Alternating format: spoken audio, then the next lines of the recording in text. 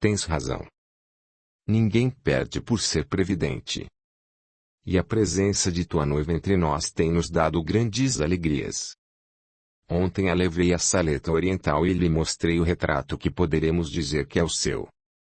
Foi adorável a sua admiração pela semelhança existente entre ela e a efígie de nossa avó. Contei-lhe então o que revelou Joceline, e Ana Maria chorou comovida. Como não chorar, se Joceline tem sido o guia que nos tem iluminado, orientando-nos como um verdadeiro anjo? Respondeu ela com os olhos marejados de lágrimas. Ao seu espírito devemos que o Senhor aprovasse a nossa união futura. Sempre agradecerei a Deus essa graça que recebi por intermédio de Joceline. Prometeste, filha, não nos lembrar esses tempos em que vivíamos tão errados, censurou meigamente Dona Rosa. Mamãe tem razão, Ana querida. Hoje, em nosso lar, não há espaço para recordações. Somos todos tão felizes. Sinto-me apenas grata, querido, ao espírito de Joceline. Prometo não entristecer os teus pais com a lembrança de um tempo de que não me recordo mais. Toca-nos alguma de tuas lindas músicas, Ana Maria, pediu Francis. Ela, sem fazer-se de rogada, sentou-se ao piano e daí a momentos todos se sentiram transportados ao céu, ao som dos doces e puros acordes, dedilhados por seus delicados dedos. Em sua salinha, na casa do jardineiro, Macário e Júlia se sentiam tão felizes com a aventura da filha, que nada mais desejavam da terra. A seus velhos corações descerá uma trégua, de onde as preocupações e os temores antigos foram todos afastados.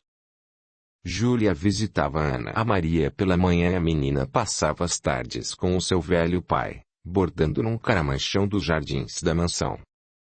Este ainda ocupava suas funções de jardineiro, enquanto um de seus ajudantes aprendia todos os segredos do ofício, para vir-lhe ocupar o lugar.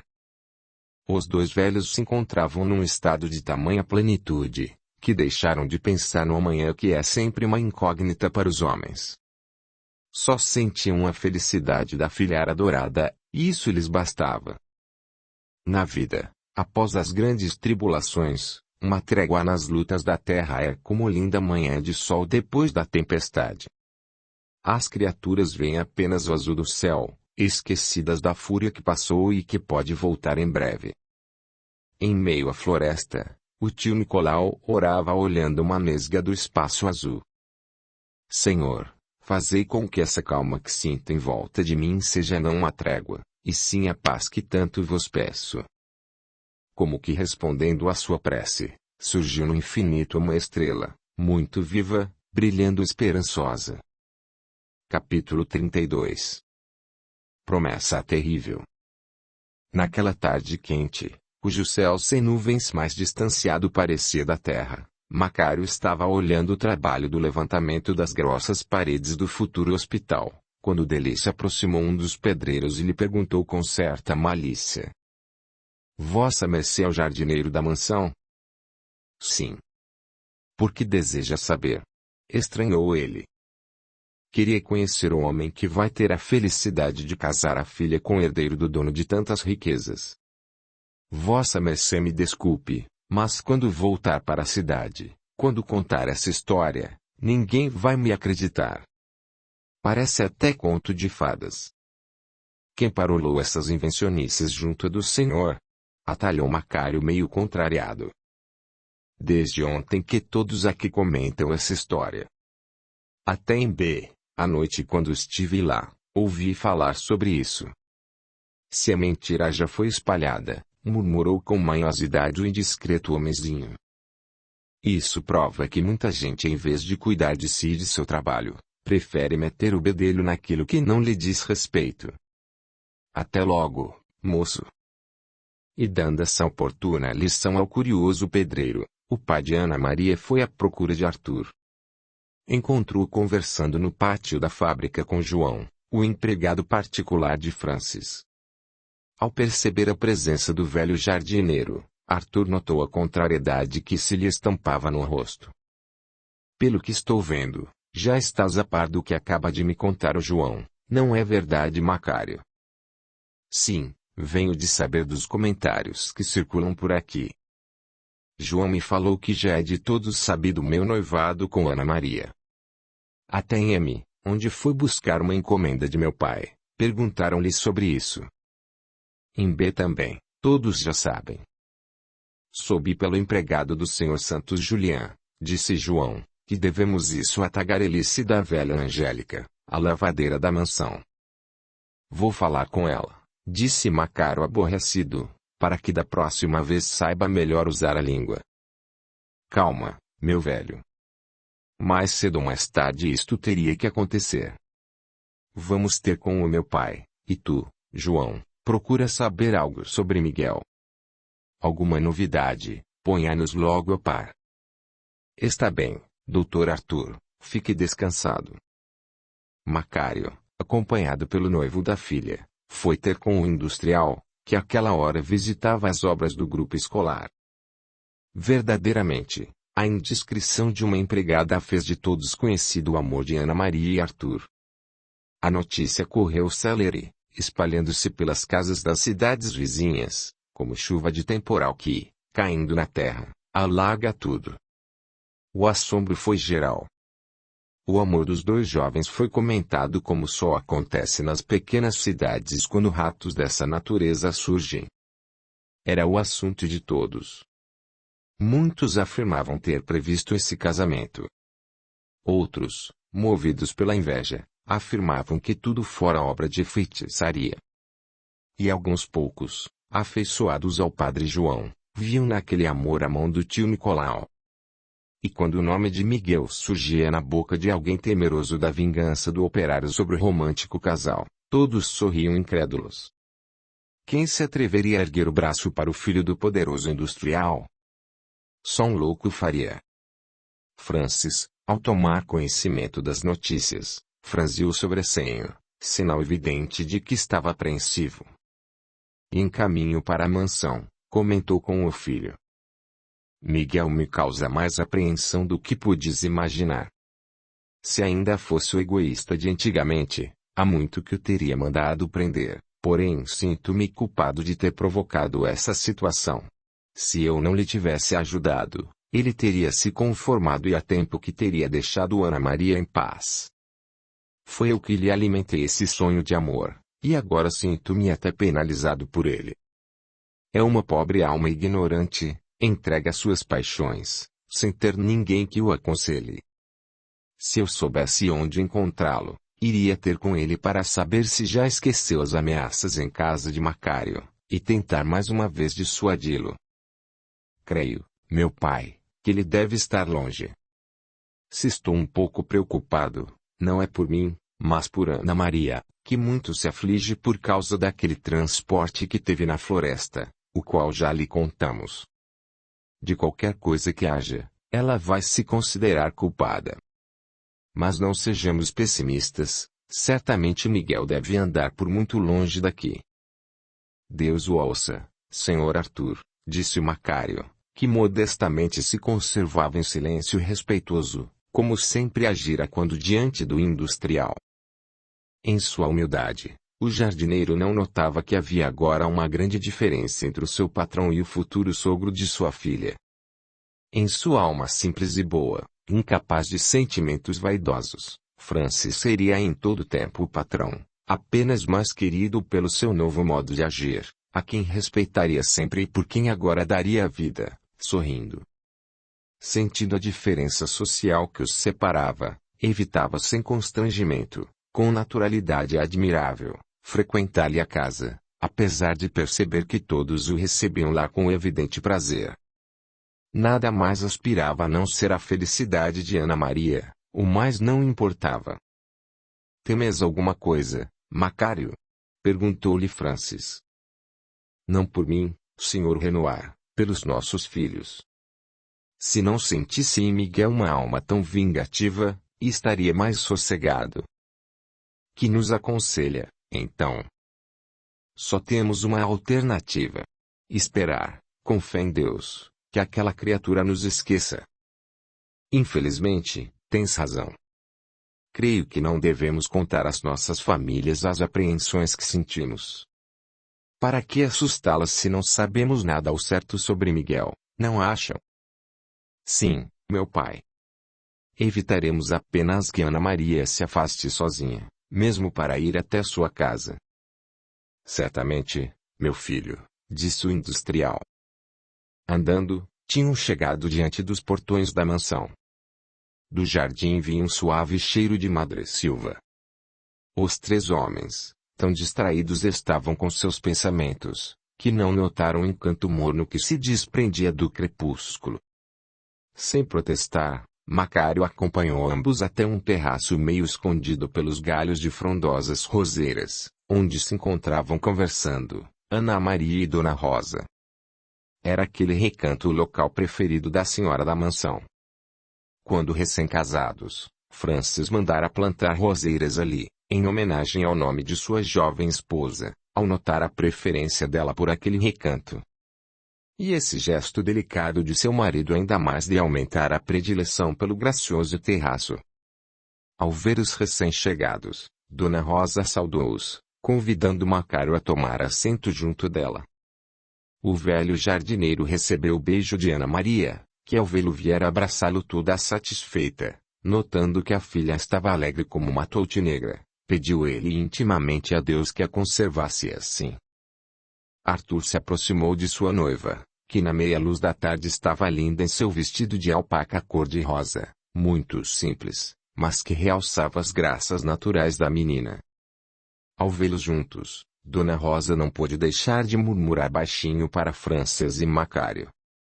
Que casal perfeito formam eles! Realmente, os dois jovens pareciam que um era o complemento do outro, tão harmonioso era o conjunto.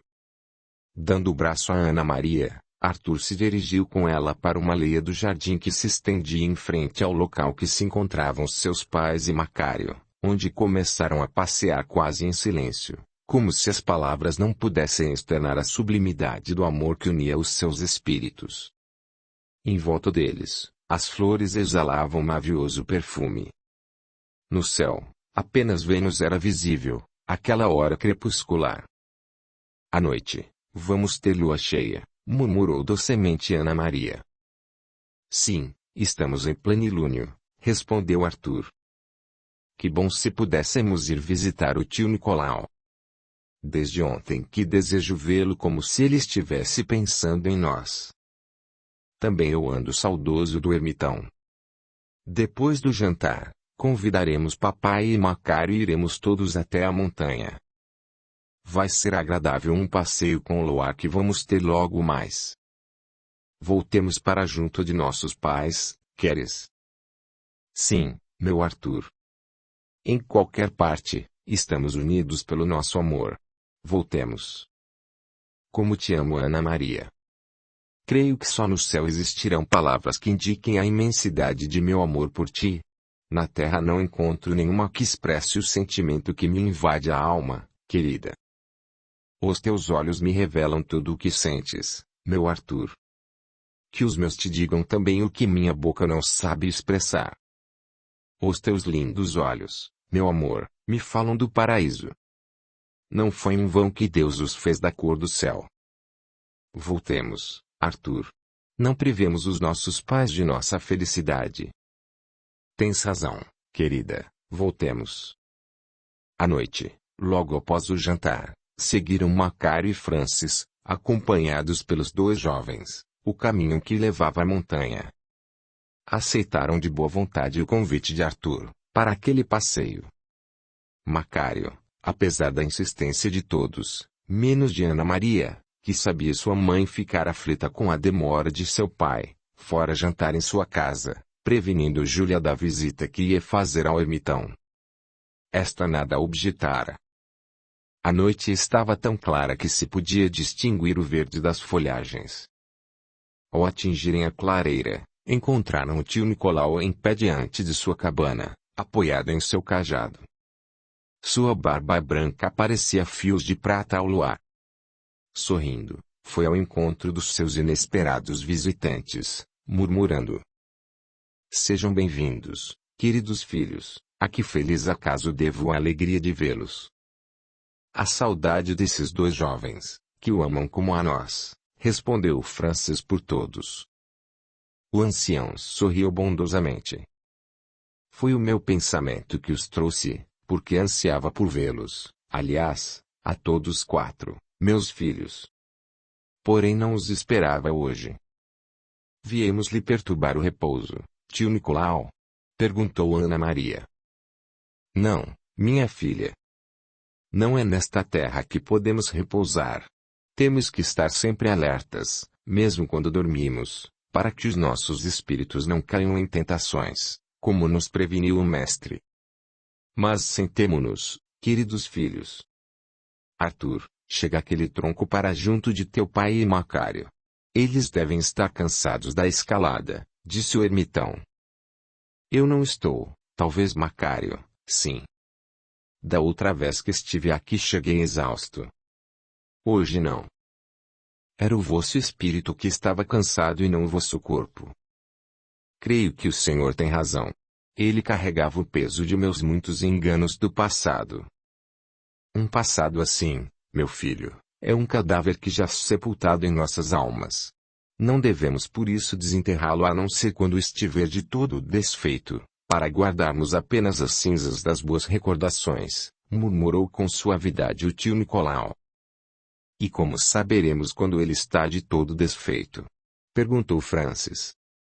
Quando de sua lama surgem árvores de boas ações, plantadas pelo arrependimento sincero, cujos frutos e sombras farão esquecer nos corações dos homens os desacertos passados. Mas, falemos de vosso presente, meu filho. Quantos irmãos têm vindo até aqui dizer ao tio Nicolau da satisfação que lhes vai na alma?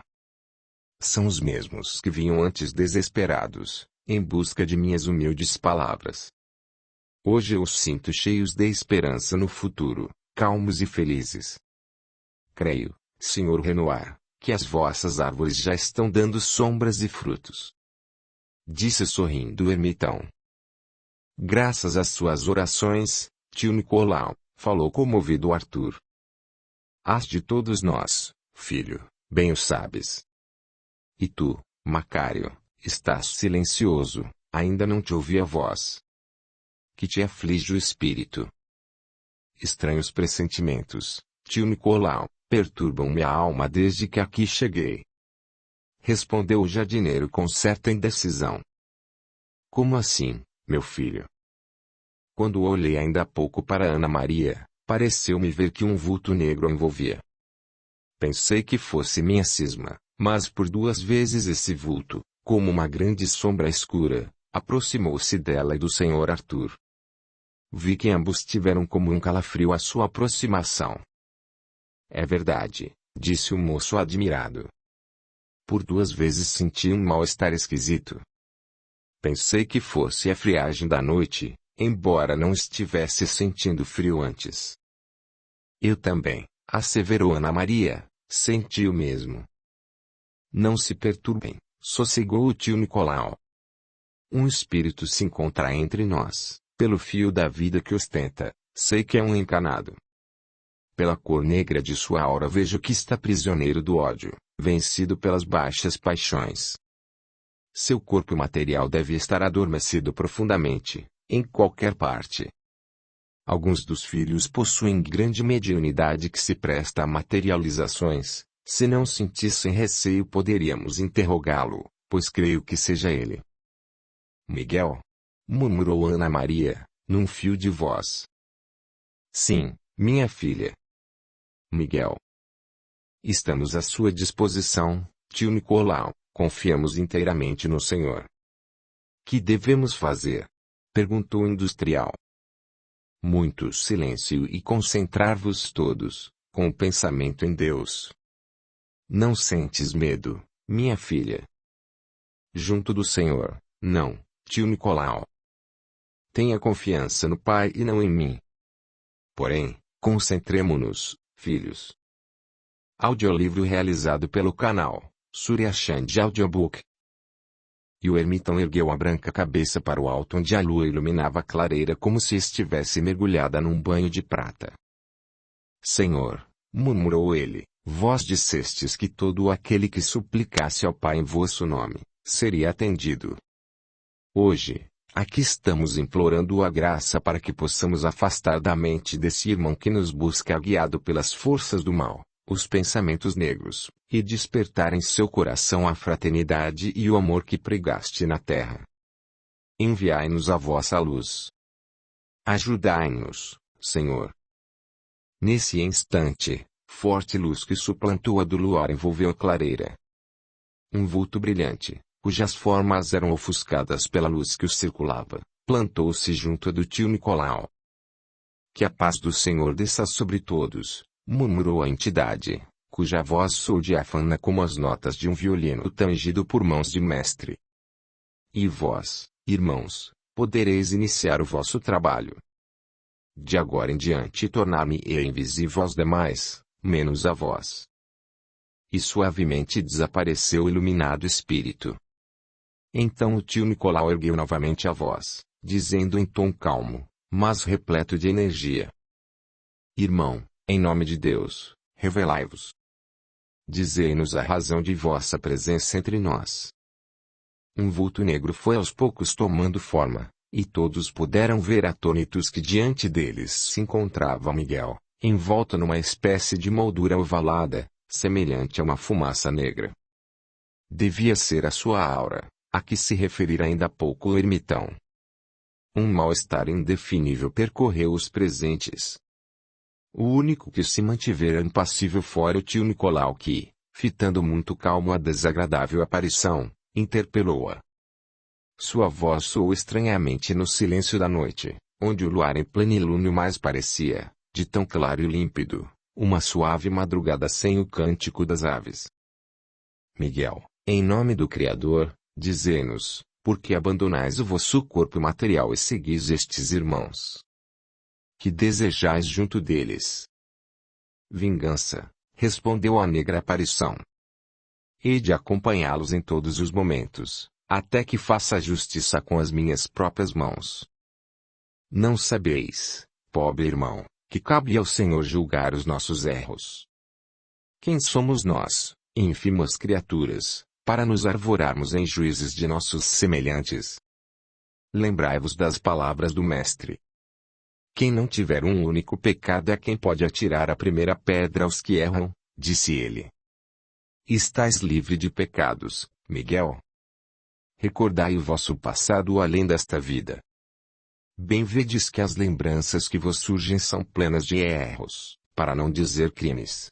Porque um ato cometido com a consciência de que estamos praticando um mal deixa de ser erro e passa a ser crime. Em todos os quadros que se vos apresentam à memória, deveis notar que errastes sabendo, conscientemente. Como quereis, filho, julgar os erros dos demais? Com o direito que assiste a todo aquele que foi vítima. Não sinto arrependimento pelo que pratiquei em outras vidas. Sempre fui injustiçado por todos. Hoje só vivo para me vingar.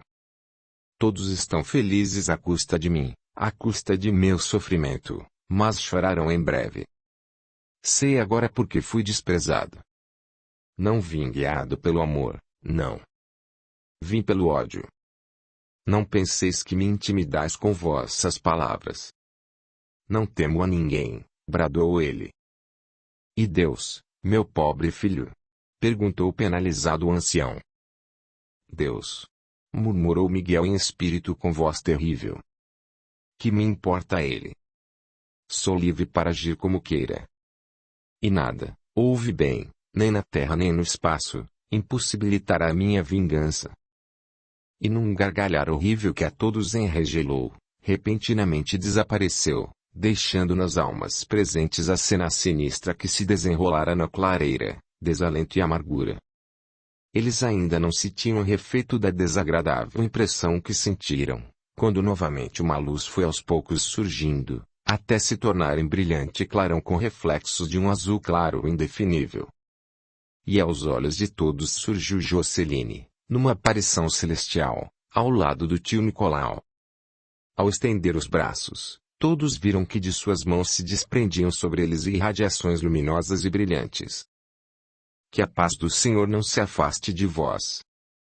venho exortar-vos que orem ao Pai de infinita bondade, suplicando que ilumine a alma desse infeliz irmão que se deixou vencer pelas potências do mal. Só por meio da prece poderemos transpor a couraça negra que envolve a sua mente e atingirmos o âmago de seu coração para despertar nele sentimentos fraternos e cristãos.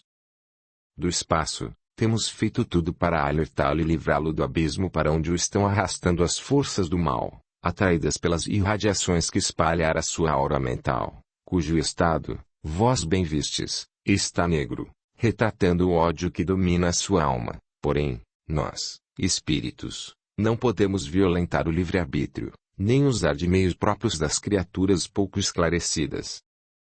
Em nossa luta pela implantação do bem na Terra, as nossas armas são as mesmas usadas pelo Cordeiro de Deus.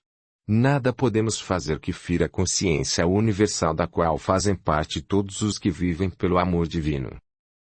Em Getsemane, quando o Mestre foi aprisionado pelos soldados dos fariseus, ele disse em reprimenda a violência de Pedro: Acaso pensas que não posso rogar a meu Pai, e que ele não me mandará neste momento mais de 12 legiões de anjos? Bem vedes, irmãos, que a violência só podemos combatê-la pelo amor. Que nos importa que sejamos levados ao Calvário, se de lá ressuscitaremos para Deus. Oremos, então. Só pela força da prece venceremos o mal. Paz em vossos corações. Que o Senhor fique convosco. E Josceline desapareceu suavemente, deixando em todos sensação dulcíssima de deleitosa calma. E no mesmo instante tornou-se visível aos demais a figura da entidade que se conservara todo o tempo junto ao ermitão. Era a proteção do alto velando por eles, naquele trabalho difícil e delicado, praticado apenas por criaturas possuidoras de poderes psíquicos bem desenvolvidos, como era o caso de tio Nicolau. O brilhante espírito exortou-os também à prece, como fizera Josceline, dizendo: Digo-vos como o Mestre falou aos seus discípulos no Monte das Oliveiras. Vigiai e orai para não cairdes em tentações. Não useis da espada, em momento nenhum de vossas vidas. Porque por ela perecerão todos os que quiserem vencer pela violência, não pelo amor. Porque a morte não será para a vítima e sim para quem a usar. Que a paz do Senhor desça para todos. E glória a Deus nas alturas. E docemente partiu para o espaço a brilhante entidade, deixando, atrás de si, suavíssimo perfume sabendo o alírio. Filhos meus, falou o tio Nicolau, passado um instante, presenciastes todos vós um trabalho importantíssimo dos nossos guias e protetores. Eles velam por nossos espíritos nos espaços. Oremos como nos exortaram e não percamos a fé. Porque vence o homem as suas batalhas na terra, quando só almeja os louros do céu. Aquela noite, ao volverem aos seus lares, vinham confortados e sem temores, apesar das ameaças terríveis que lhes fizera Miguel em sua forma perispiritual. Haveriam de vigiar, orando incessantemente. Vigiariam mais os seus espíritos, não se deixariam vencer pelo terror nem pelo medo, porque tinham tomado uma resolução. Quando se lhes apresentasse a oportunidade de escolherem entre o Calvário e a espada, escolheriam o Calvário. Capítulo 33. A vingança. Há tempos que não chovia em Belém e em suas adjacências. Um calor asfixiante martirizava todos que, esperançosos, naquele princípio de tarde, olhavam grandes cúmulos que passavam pelo espaço carregado de eletricidade. As nuvens iam aumentando cada vez mais o volume de vapores d'água, à proporção que mais baixas ficavam. Pareciam grandes montanhas enfumaçadas movendo-se por sobre a cabeça dos homens, como acontece em esquisitos pesadelos. Os raios de sol foram aos poucos ofuscados por elas, e a natureza nessa parte foi escurecendo, momentaneamente, perdendo seu calor, e um grande arrepio estremeceu todas as coisas. Os pássaros esvoaçavam meio estonteados à procura de um abrigo, onde pudessem passar a tempestade que se aproximava celere. As árvores, vergastadas por forte ventania, dançavam uma sarabanda desenfreada. Os homens, temerosos, apressaram os passos em busca de seus lares. Toda a natureza se preparava para a batalha dos elementos que se anunciava pelo faiscar dos relâmpagos e o ribombar dos trovões. Grossos pingos d'água caíram pesados, furando a terra áspera e sedenta. Um raio cortou o ar em zigue-zagues de fogo. Estava desencadeada a tempestade.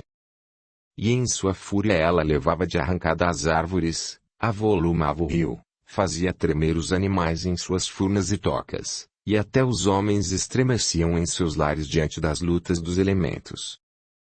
Numa casa em ruínas, cujos telhados estavam cobertos por jitirana brava, abrigava-se Miguel desde que deixara a fábrica. Escolheu esse local por ter sido, há anos, a morada de um leproso, sendo por isto evitado por todos, temerosos de contrair o mal de Lázaro. Como uma fera acuada, vivia à espera de uma oportunidade em que pudesse se desforrar do logro de que se julgara ter sido vítima. Suas desconfianças tinham sido confirmadas pelos boatos que ouvira em suas batidas noturnas aos albergues da cidade de M, onde era desconhecido de todos. Lá, na calada da noite, ia comprar os alimentos de que necessitava, e fora um dos primeiros a ouvir as notícias do noivado de Ana Maria com Arthur. Desde esse dia quase não saía, esquecendo mesmo de se alimentar, arquitetando a sua vingança. Naquela tarde estava ele deitado numa cama improvisada, com os braços musculosos cruzados sob a cabeça, olhando o teto que os relâmpagos clareavam de minuto a minuto. Também em sua alma desencadeara-se terrível tempestade. Seu largo peito arfava oprimido pelos mais negros pensamentos. Como lá fora, em seu coração a fúria dos elementos do mal enfurecera pavorosa não tormenta. Toda a luz de sua alma desaparecera ofuscada pelas nuvens negras do ódio, ciúme e vingança, que se tinham acumulado por todos esses dias. O moço operário, de senhos contraídos e dentes trincados, tinha um sinistro aspecto. De instante a instante erguia o braço para o alto, com os olhos vítreos de ódio, como se ameaçasse ou desafiasse alguém. Vozes amigas lhe murmuravam aos ouvidos palavras cheias de verdade, mas ele não as ouvia. Em vão, elas diziam tentando arrancá-lo do abismo do crime, onde pensava se atirar.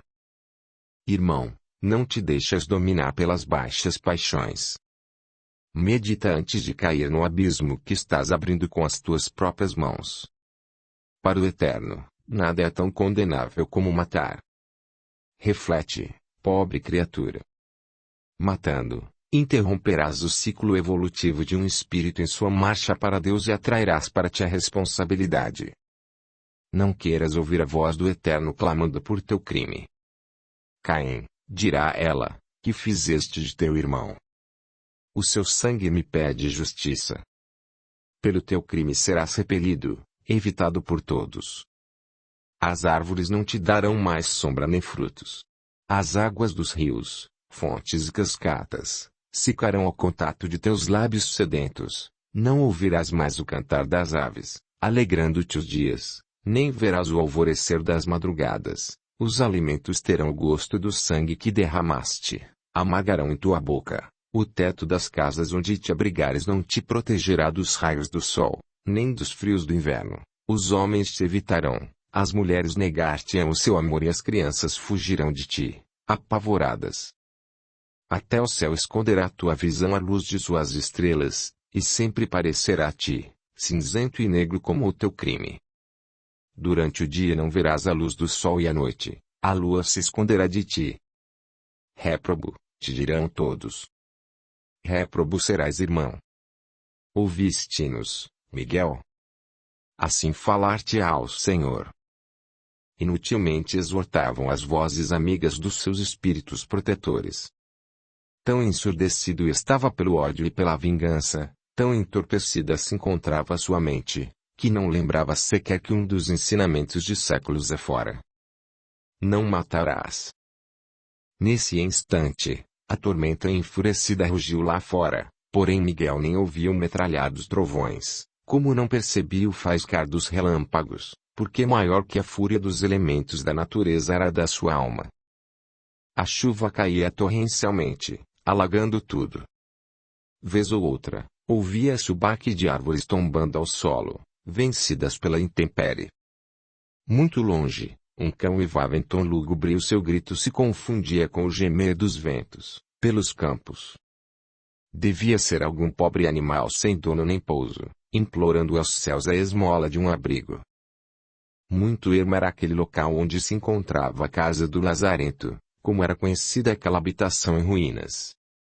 Ela se erguia uns 100 metros entre a estrada e a montanha da floresta, em uma baixada que a escondia da vista dos caminhantes, que passavam sempre apressados por aquele trecho, como se temessem alguma aparição. Era o esconderijo ideal para quem desejasse fugir à indiscrição dos homens, e Miguel bem sabia disso quando a escolhera. Ali ninguém pensaria em procurá-lo, estaria seguro e garantido pela lembrança de seu antigo habitante. O Lazarento. Foi, pois, surpreso e inquieto, que ele ouviu, vindos da estrada, gritos de socorro. A princípio não os percebera, tão absorvido estava em arquitetar a sua vingança, porém aos poucos foi como que despertando e notou então que uns brados humanos, plenos de aflição, ecoavam em meio à tempestade que ia aos poucos abrandando. Erguendo-se, Miguel apanhou a sua faca e dirigindo-se para fora cortou de uma bananeira algumas folhas, e abrigado por elas foi até certo local onde podia ver a estrada sem ser notado. O quadro que se deparou aos seus olhos fê-lo recuar não de medo, mas de ódio. Segurando o cabo da faca deixou cair as folhas, indiferente à chuva, e com um esgar terrível, dirigiu-se para lá.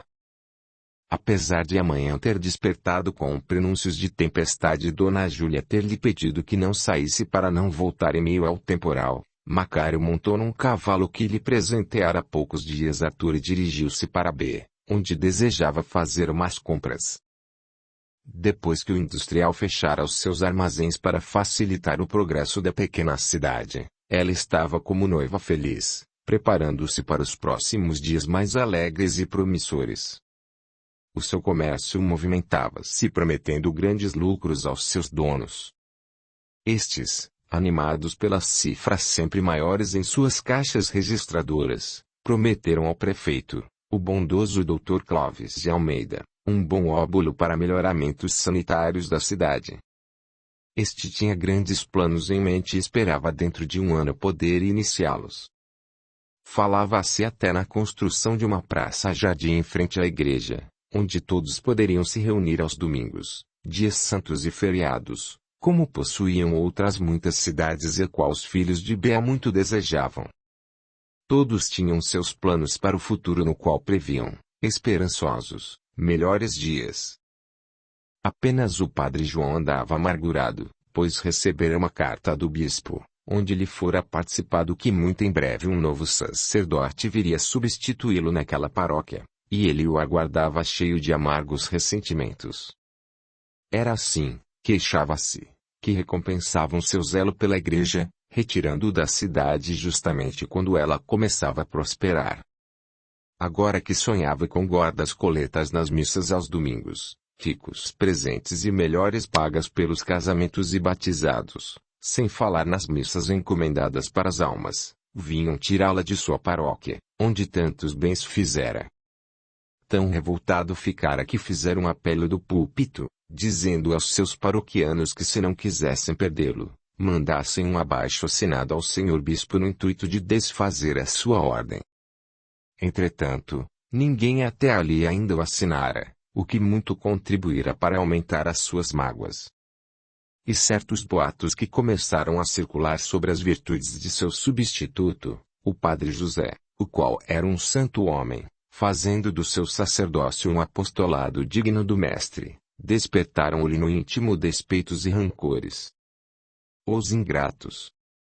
Como pareciam satisfeitos pela vinda daquele padre sem aspirações que quase todo o clero considerava digno de lástima, esquecidos dos benefícios que ele lhes fizera. Ingratos.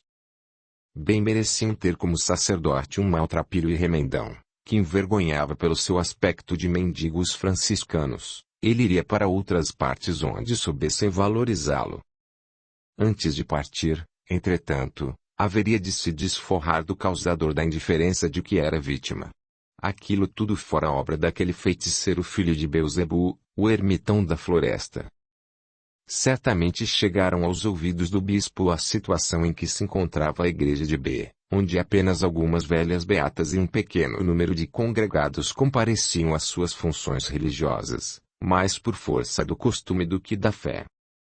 E quem causara esta situação? O tal tio Nicolau.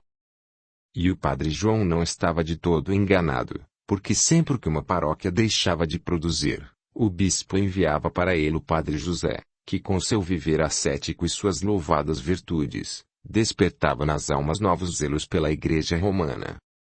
Por isso não tinha pouso certo o santo homem e já percorrera quase toda a província de, peregrinando em missões pelo incentivo da fé em prol do credo católico. Pena que os vigários em pouco tempo desfizessem todo o seu trabalho, meditara ele muitas vezes. Sempre, quando passava em suas viagens pelas cidades onde estivera pregando-as que suas missões, ouvia queixas e descontentamentos. Quando os seus irmãos compreenderiam, pensava, que os homens estavam fartos de belas frases que escondiam feias ações. Se queriam salvar a Igreja Romana, teriam que primeiro salvar os seus espíritos dos pecados que os dominavam, para que os homens seguissem os seus exemplos. Pois as belas palavras tinham sido completamente desmoralizadas por eles, com o decorrer dos tempos. Essas coisas o padre José as dissera muitas vezes ao próprio bispo e as repetira antes de sua designação para B. O bispo ouvia com complacência, embora não visse o problema pelo mesmo prisma que ele. Porque, dizia o príncipe eclesiástico, não era propriamente certas fraquezas do clero que estavam contribuindo para o desprestígio da igreja, não. Elas sempre existiriam. O que viera prejudicá-la fora a liberdade que todos tinham agora de ler a Sagrada Bíblia, interpretando ao bel prazer deles. Isto sim, que fora um mal irreparável que a reforma causara ao domínio da igreja no mundo. Desde aí que ela vinha perdendo terreno. Quantas novas religiões não surgiram depois que o maldito Lutero traduzira os livros sagrados, entregando-os ao conhecimento de todos? Isto sim, que urgia combater. Proibir terminantemente a leitura dos textos bíblicos e de todo o livro que viesse contribuir, com suas falsas doutrinas, para a desmoralização da Igreja Católica, Apostólica e Romana. Quem o desobedecesse devia ser ameaçado com o fogo do inferno. E para isso dispomos do sigilo dos confessionários. Neles, poderemos agir, intimidando essa gente rebelde com as penas eternas. Isto sim é o que devemos fazer, nós prelados, e não levar a sério certas fraquezas do clero. E vós, Padre José, deveis ter mais cuidado, medir as vossas palavras. A Igreja jamais foi muito complacente com aqueles que combatem os inocentes abusos de seus queridos filhos. Lembrai-vos dos muitos exemplos que temos em nossa história. Já me chegaram aos ouvidos, que os nossos inimigos vos chamam de Jerônimo Savonarola. Cuidado, Padre José. Nada faço de condenável, senhor bispo. Apenas procuro com minhas palavras tirar a Igreja do caos em que se encontra. Isso não vos compete. Se vos protejo é somente porque vejo em vós um bom pastor, a quem as minhas ovelhas obedecem com prazer. Os homens sempre se sentiram atraídos pelo aspecto humilde dessas criaturas sem ambições, como apresentais ser. Portanto, juntai as ovelhas desgarradas, mas não condeneis o modo de agir dos outros pastores. E se estiver descansado dessas missões que vos encarrego, escolhei uma paróquia e vo-la darei, contanto que fiqueis calado. Como queira, senhor bispo. Ando mesmo exausto de ser cão de guarda de seus pastores. Dê-me uma paróquia e eu prometo calar-me. Estou cansado de pregar no deserto. Está bem, embora não tenha gostado de vossas impertinentes expressões. Ireis para B, onde parece que o vigário anda meio atrapalhado com a influência de um maníaco que existe por aquelas terras, protegido do poderoso Francis Renoir, segundo informações que me prestaram ultimamente. E pensei que para combater um doido, só outro doido mesmo. Ireis para B, Padre José. E foi a esse diálogo, travado no Palácio Episcopal, que o antigo vigário dessa cidade deveu o recebimento da carta que tanto o contrariara. Macário, evitando se demorar, devido ao mau tempo que fazia e principalmente para fugir aos olhos curiosos e às perguntas indiscretas sobre o próximo casamento da filha, que tanto o constrangiam, mal fizera as suas compras, dera de rédea ao cavalo e tomara a estrada de volta à casa. Ainda não deixara de todo a cidade, quando se desencadeou a tormenta. O velho jardineiro foi obrigado a pedir pousada a um conhecido que morava em meio ao caminho, numa das últimas casas de B, ficando à espera que a tempestade passasse logo. Assim que esta abrandou, resolveu seguir viagem, pois sabia quanto a esposa devia estar preocupada com a sua demora, ainda mais em sabê-lo fora, numa chuva daquelas. Macário, já arrependido de ter saído de casa num dia tão impróprio para se andar, mesmo a cavalo, pois a estrada era um lamaçal visguento onde a montaria escorregava de momento a momento, seguia aprumando-se na sela do melhor modo que podia, pois com uma das mãos segurava as rédeas e com a outra o guarda-chuva que lhe emprestara o conhecido da casa em que pedira abrigo. A chuva, apesar de menos violenta, continuava a cair incessantemente, embora já quase não se ouvissem mais os trovões. Até algumas andorinhas já brincavam, esvoaçando sobre as árvores gotejantes. O rio, em paralelo à estrada, tinha as águas barrentas, e carregava em sua correnteza galhos quebrados pela ventania e algumas tábuas abandonadas à sua margem pelas lavadeiras. Do outro lado do caminho se avistava a montanha da floresta, onde sobre o seu dorso corria água em lamacentas cascatas improvisadas. Macário dirigia sua montada com cautela, procurando os lugares menos escorregadios. Ao se aproximar do trecho onde à distância ficava a casa do Lazarento, o jardineiro, apesar de ser um homem sem temores, fustigou um pouco o cavalo na ânsia de se afastar de um local tão peçonhento, quando a montaria, escorregando, tropeçou e se deixou cair, levando o cavaleiro em sua desastrada queda, esmagando com o seu peso uma das pernas deste que ficara no estribo. Macário, sentindo uma dor terrível, quase desmaiou com a violência do tombo. Quis retirar o membro que ficara embaixo do animal, mas pela dor que sofreu, compreendeu horrorizado que o tinha talvez fraturado. Firmando-se nos cotovelos sentou e, segurando-se na sela com uma das mãos, deu com as outras um tapa na garupa do cavalo que tentava inutilmente se erguer. Só então notou que o infeliz animal tinha as patas dianteiras quebradas. Que fazer, Senhor Deus? Como se livrar de tal angustiosa situação? Quem poderia socorrê-lo num ermo daquele? A única moradia próxima era do Lazarento, e essa mesma abandonada. Tinha que esperar até que alguém surgisse na estrada e o livrasse daquele martírio. E se bradasse por socorro? Quem sabe se alguma pessoa que estivesse por perto não o ouviria? E Macário, quase desesperado pelas dores que aumentavam cada vez mais no membro esmagado, alçou a voz num brado angustioso. Socorro! Socorro, em nome de Deus! Socorro! Gritou ele por inúmeras vezes. E desesperançado, temendo que as forças lhe faltassem, percebeu com amargura que era inútil gritar, ninguém ouviria. O cavalo se movimentava procurando levantar-se num baldado esforço, o que aumentava mais o sofrimento de Macário. Este, vencido pela dor, vergou-se sobre ela e, sentindo que só a providência divina o podia salvar, orava em meio aos gemidos que fugiam dilacerantes de seu velho peito. Era atroz a sua dor. Nesse momento alguém se aproximava cautelosamente dele. Era Miguel. Seus olhos refletiam uma alegria satânica. Quando o jardineiro notou a sua presença, um brilho de esperança surgiu-lhe na alma, para logo desaparecer ante o aspecto sinistro do ex-noivo de sua filha. Ao fitar-lhe os olhos injetados de ódio, o ancião compreendeu que nenhum socorro ele lhe prestaria. Miguel se assemelhava nesse instante a uma aparição do umbral, tão terrível estava o seu rosto.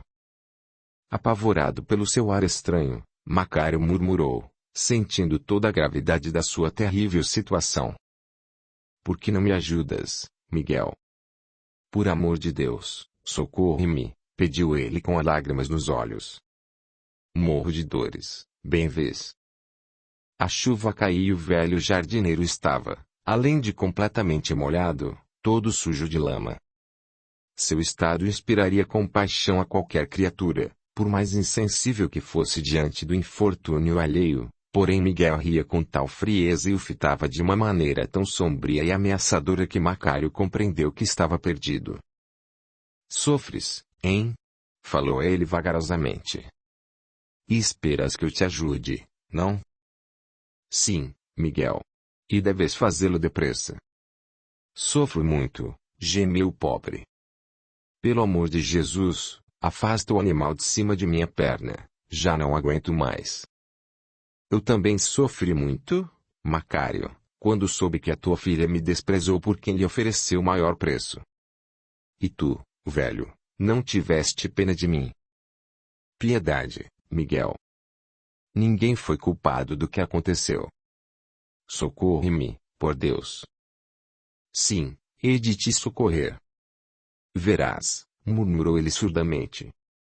Porém, espera. Sê paciente. Ninguém foi culpado do que aconteceu, ironizou com perversidade o ex-operário.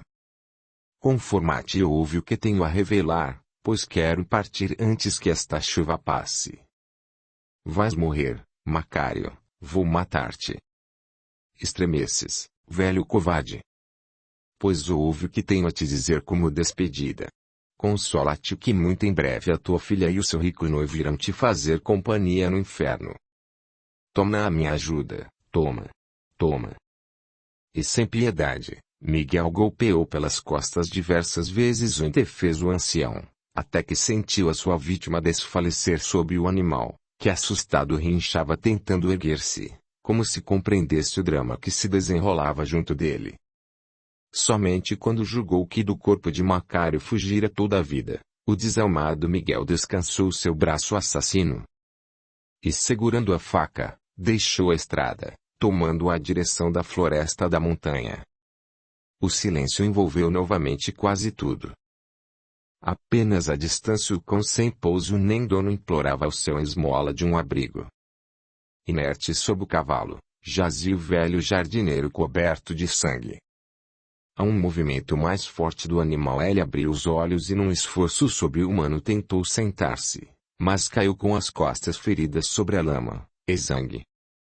Sentindo que a vida lhe fugia rapidamente, murmurou baixinho, olhando o céu, num misto de dor e resignação. Oh! Deus! Morrer assim, longe de Júlia. Longe de minha filha. Que tristeza! Senhor! E perdendo de novo as forças, desmaiou. O silêncio desceu novamente sobre o ermo. Espalhadas sobre o lamaçal, viam-se as mercadorias que Macário comprara em Bel guarda-chuva fora levado pelo vento e estava preso numa touceira de juncos, próximo ao rio.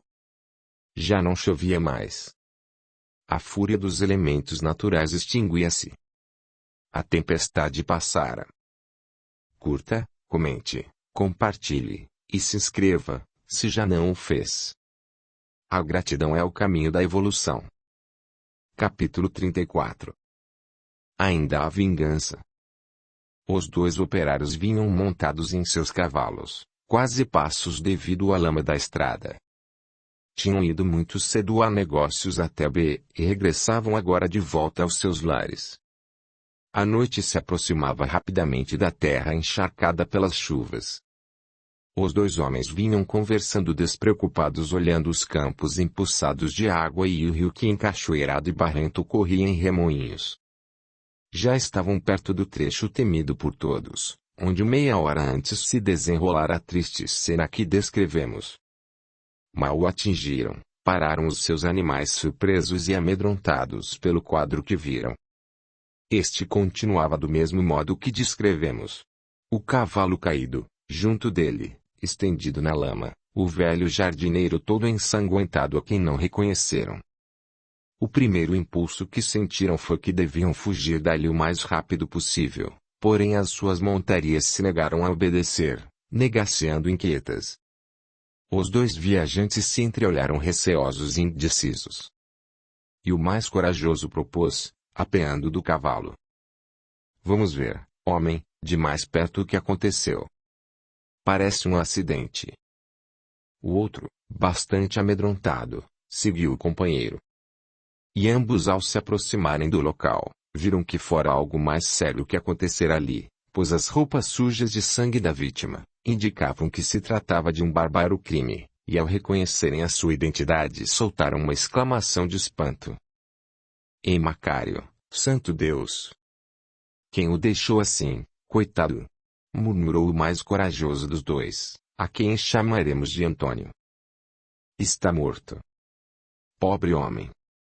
Que faremos agora?" "Não gosto de me envolver com a polícia," disse o outro assustado. "Nem eu, homem. Mas não podemos deixá-lo neste estado. Vamos.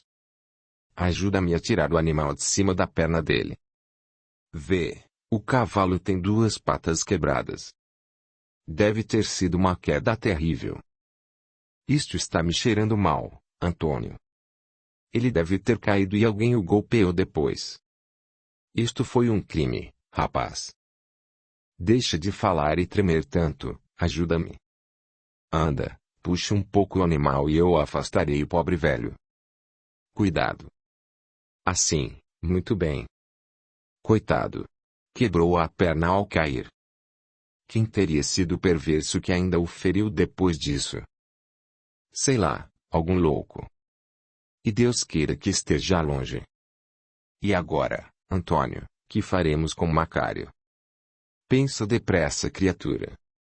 Quero me afastar daqui. Esse local já era tão aziago antes. Para de resmungar, nem pareces um homem. Aproxima-te. Creio que o infeliz ainda respira. Sim, tens razão. Deus ajude, murmurou o mais animado o tímido homem. Precisamos levá-lo rapidamente daqui. E o pobre animal? Deixa-o. Temos que cuidar primeiro deste coitado. Vamos carregá-lo até a minha montaria. Eu o levarei na sela e irei na garupa. Depois alguém virá cuidar do animal e apanhar essas mercadorias que vejo pelo chão. Força, amigo. Porém, sem arrancos para não magoá-lo. Assim. Agora segura-o, que vou montar. Pronto, partamos. Deus faça com que ele chegue em sua casa ainda com vida. Que golpe para a família e os patrões. Ao atingirem as primeiras casas, foram logo notados. Apesar dos alagados dos caminhos, todos correram atrás dos 2 homens que transportavam Macário, como verdadeiros samaritanos. E as perguntas cruzavam o ar, ansiosos de saberem o que acontecera ao velho jardineiro. Eles explicavam meio impacientes. Nada podemos dizer, encontramo-lo assim ferido, caído na estrada. Afastem-se. Deixem o cavalo passar. Temos que levá-lo ao patrão. Ele ainda respira. Satisfeita a curiosidade, acompanharam os 2 cavaleiros num silêncio angustioso. Todos estavam consternados com o sucedido. Mal falavam, agora. E quando algum outro corria para se juntar ao grupo, na ânsia de saber o que acontecera, informavam baixo, quase ciciando. E assim chegaram diante da mansão. Dizer da aflição de Ana Maria, não podemos, pois não temos palavras para descrevê-la. Dona Rosa amparou-a temendo que ela fosse desmaiar, presa também de forte comoção, mas a menina, dominando a fraqueza, exclamava numa voz tão triste, embargada pelos soluços, que todos que ouviram choraram comovidos. Paizinho querido. Estou aqui, ao seu lado. Sou eu, a sua filha, o seu raio de sol. Oh, meu Deus! Ele nem me ouve sequer. Calma, querida, murmurou Arthur, debruçado sobre Macário, auscultando-lhe o coração. Teu pai ainda vive, graças a Deus. Mamãe, disse ele erguendo-se, cuide de Ana Maria. E tu, disse a João que, como os demais servos da mansão, correr a ver o triste quadro, monta a cavalo e vai buscar o doutor em B, mas por Deus, corre. Traze o médico depressa. E para onde levaremos o jardineiro, patrão? Perguntou Antônio. Para nossa casa. Depressa, carreguemo-lo com cuidado. Não. Disse Ana Maria. Sei que ele preferia morrer em nosso lar, onde fomos tão felizes. Onde eu nasci. Levo para junto de minha mãe, Arthur. Suplico-te. Ana Maria tem razão, meu filho. Nos lugares onde vivemos e fomos felizes é onde preferimos morrer. Levo para sua casa. Nós todos ficaremos lá com ele. Sim, minha mãe. Depressa. Não podemos perder tempo. A morte não espera por ninguém, disse ele sem que Ana Maria ouvisse. O moço dominava a própria dor, para não aumentar a de sua noiva, que com a alma dilacerada seguirá diante de todos, amparada em Dona Rosa, para prevenir a mãe do golpe que as ferira. Arthur amava Macário como se ama um pai, ao vê-lo assim exangue, quase sem vida, sua aflição era imensa. Com cautela, ele e mais 2 homens carregaram o velho jardineiro e, rapidamente, com cuidados extremos, o levaram até a sua casa, sob o olhar penalizado de todos. Júlia recebeu o esposo sem uma lágrima, sem um grito, silenciosamente. Suas faces enrugadas estavam lívidas. Sem desfalecer, acompanhou os que o carregavam, e quando Macário foi depositado em sua cama, ela com ternura o despiu, trocando-lhe as roupas ensanguentadas e cobrindo-lhe o dorso ferido com um lençol muito branco e limpo. E sem uma palavra de queixa, sem um lamento, sentara-se à sua cabeceira, segurando-lhe a mão inerte. As feridas de Macário não eram mais profundas do que as que ela sentia na alma. Sofria tanto que nem sequer teve olhos para a filha, que desmaiara nos braços de Dona Rosa, vencida pela dor, e que só voltara-se após grandes cuidados. Júlia estava alheia a tudo, apenas tinha olhos para ver o rosto de seu querido e fiel companheiro de tantos anos. Naquele instante supremo, compreendeu que o seu amor de esposa era maior que o maternal. Aquele velho era sua vida, faltando-lhe, faltava tudo. Sentia-se morrer com ele. Francis, que na ocasião em que os homens trouxeram Macário não estava na mansão, viera pressuroso ao receber a notícia, ver o velho servidor. E ao olhá-lo compreendeu, acabrunhado, que por um milagre ele resistira até ali. Saindo fora do quarto, acompanhado pelo filho, perguntou-lhe como acontecera a tragédia. Só então, Arthur, que tão aturdido ficara com o estado de seu futuro sogro, lembrou-se de ir indagar, pormenorizadamente, aos 2 homens que o encontraram e que ainda se achavam no pequeno terraço, conversando em voz baixa, com algumas pessoas, que acompanharam o ferido até a sua casa, maiores detalhes sobre o doloroso caso. Podem nos dar alguns esclarecimentos sobre o que aconteceu a Macário? Perguntou ele. Quase nenhum, patrões, respondeu Antônio, que era o mais expedito dos 2. E sem nada omitir, contou como encontrar o velho jardineiro. Só uma pessoa poderia ter feito esta maldade, meu filho, comentou o industrial após ouvir os 2 homens, e bem sabes quem. Sim, meu pai. Só pode ter sido Miguel. Já previniste a polícia? Não. Apenas mandei chamar o médico. Fiquei e ainda continuo tão aturdido, que me parece que estou dormindo e em breve vou despertar deste horrível pesadelo. Murmurou Arthur, passando a mão pela testa que sentia abrasar. Infelizmente, meu filho, é uma terrível realidade o que acontece. Mas temos que evitar que Miguel continue em sua loucura a fazer mais vítimas.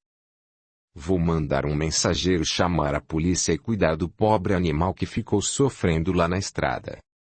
Constrange-me fazer isso, mas tenho que mandar matá-lo.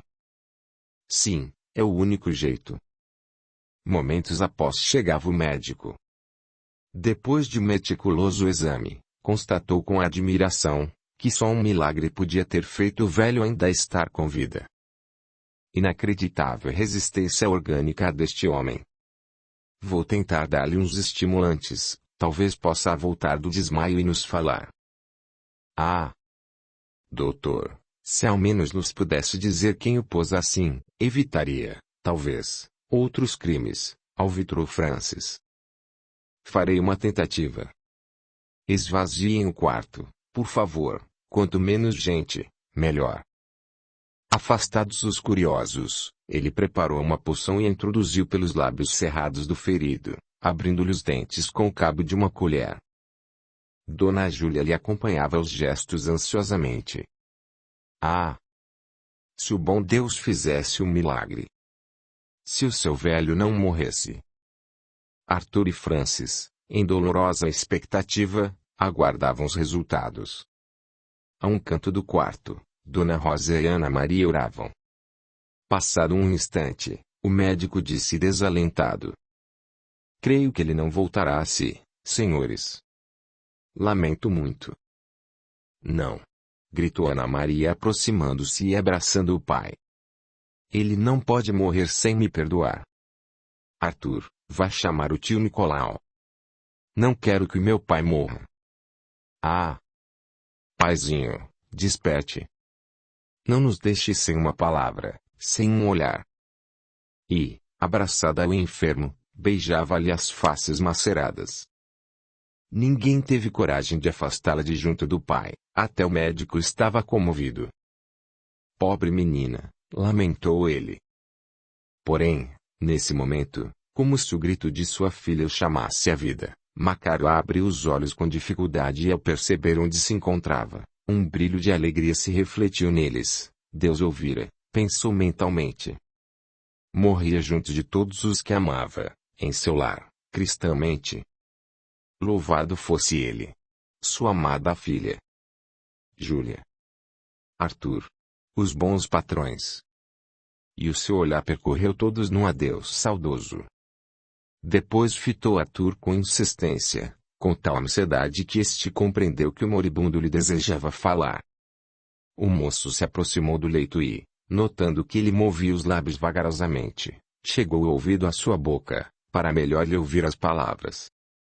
Macário, num esforço grande, sussurrou, tão baixo que Arthur mal ouviu.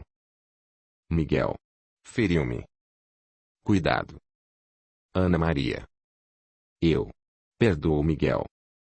E fitando um último olhar na mulher e na filha, murmurou imperceptivelmente. Júlia. Ana Maria. Meu. Sol.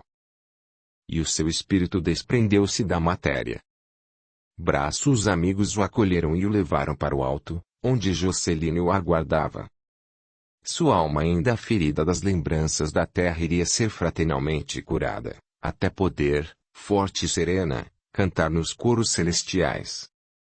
Ninguém conseguiu afastar Dona Júlia de junto do cadáver de seu velho companheiro, sua dor era silenciosa e sem gemidos. Quanto a Ana Maria, precisou Arthur usar de doce autoridade para afastá-la de junto de seu pai, a menina estava esgotada pelo sofrimento. Sua alma sensível dilacerara-se pelo golpe que a atingira inesperadamente. E se não fossem os cuidados que Dona Rosa, com desvelos de mãe, lhe proporcionava, orientada pelo médico, talvez não resistisse à sua dor, tão grande ela era. Em seu quarto, meio desfalecida, ela se culpava da morte de seu pai. Fora fraca. Não tivera forças para cumprir a sua expiação. Armar o braço de Miguel.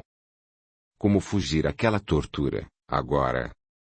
Como a morte lhe saberia agradável nesse instante de angústia? Fugir de tudo, para bem distante. Para além da terra. Onde não houvesse sofrimento, maldade, morte. Então, segue-me, Ana Maria. A menina abriu os olhos àquela voz. Não estava em seu quarto, era uma imensa planície, onde as árvores desfolhadas pareciam finos esqueletos, em sua nudez. O céu era cinzento, parado, sem nuvens. Nenhum sinal de vida existia ali. Ana Maria olhou o vulto que a acompanhava, parecia vestido de crepes negros. Seu rosto era descarnado, seus olhos sem luz. Quem és? Perguntou ela assustada. Sou a entidade que preside aos suicídios. A todo aquele que foge diante das lutas terrenas. Ouvi o teu apelo. Queres fugir de tudo, não mais sofrer, não é? Então, mata-te. E eu te guiarei.